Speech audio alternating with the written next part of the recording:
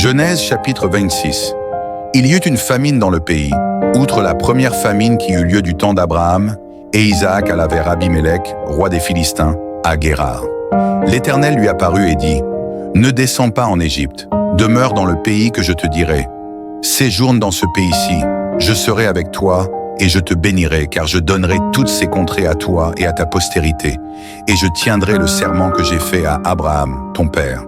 Je multiplierai ta postérité comme les étoiles du ciel. Je donnerai à ta postérité toutes ces contrées, et toutes les nations de la terre seront bénies en ta postérité. Parce qu'Abraham a obéi à ma voix, et qu'il a observé mes ordres, mes commandements, mes statuts et mes lois. » Et Isaac resta à Guérar. Lorsque les gens du lieu faisaient des questions sur sa femme, il disait « C'est ma sœur », car il craignait, en disant « ma femme », que les gens du lieu ne le tuassent, parce que Rebecca était belle de figure. Comme son séjour se prolongeait, il arriva qu'Abimélec, roi des Philistins, regardant par la fenêtre, vit Isaac qui plaisantait avec Rebecca, sa femme. Abimélec fit appeler Isaac et dit « Certainement, c'est ta femme. Comment as-tu pu dire « c'est ma sœur » ?» Isaac lui répondit « J'ai parlé ainsi de peur de mourir à cause d'elle. » Et Abimélec dit « Qu'est-ce que tu nous as fait? Peu s'en est fallu que quelqu'un du peuple n'ait couché avec ta femme, et tu nous aurais rendus coupables. » Alors Abimélec fit cette ordonnance pour tout le peuple. Celui qui touchera à cet homme ou à sa femme sera mis à mort. Isaac sema dans ce pays, et il recueillit cette année le centuple, car l'Éternel le bénit.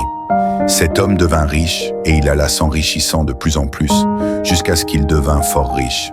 Il avait des troupeaux de menu bétail, et des troupeaux de gros bétail, et un grand nombre de serviteurs. Aussi les Philistins lui portèrent envie. Tous les puits qu'avaient creusés les serviteurs de son père, du temps d'Abraham, les Philistins les comblèrent et les remplirent de poussière. Et Abimélec dit à Isaac, « Va-t'en de chez nous, car tu es beaucoup plus puissant que nous. » Isaac partit de là et campa dans la vallée de Guérar, où il s'établit. Isaac creusa de nouveau les puits d'eau qu'on avait creusés du temps d'Abraham, son père, et qu'avaient comblés les Philistins après la mort d'Abraham, et il leur donna les mêmes noms que son père leur avait donnés. Les serviteurs d'Isaac creusèrent encore dans la vallée, et y trouvèrent un puits d'eau vive. Les bergers de Guérar querellèrent dans les bergers d'Isaac en disant « L'eau est à nous. » Et il donna au puits le nom d'Essek, parce qu'il s'était disputé avec lui. Ses serviteurs creusèrent un autre puits, au sujet duquel on chercha aussi une querelle, et il l'appela Sitna. Il se transporta de là et creusa un autre puits, pour lequel on ne chercha pas querelle, et il l'appela Rehoboth, car, dit-il, l'Éternel nous a maintenant mis au large, et nous prospérerons dans le pays. Il remonta de là à Beer-Shéba. L'Éternel lui apparut dans la nuit et dit, « Je suis le Dieu d'Abraham, ton père. Ne crains point, car je suis avec toi. Je te bénirai et je multiplierai ta postérité, à cause d'Abraham, mon serviteur. » Il bâtit là un autel, invoqua le nom de l'Éternel, et y dressa sa tente. Et les serviteurs d'Isaac y creusèrent un puits.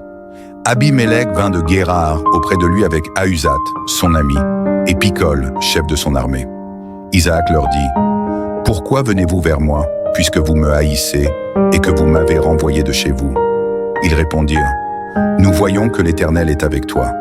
C'est pourquoi nous disons qu'il y ait un serment entre nous et toi, et que nous fassions alliance avec toi.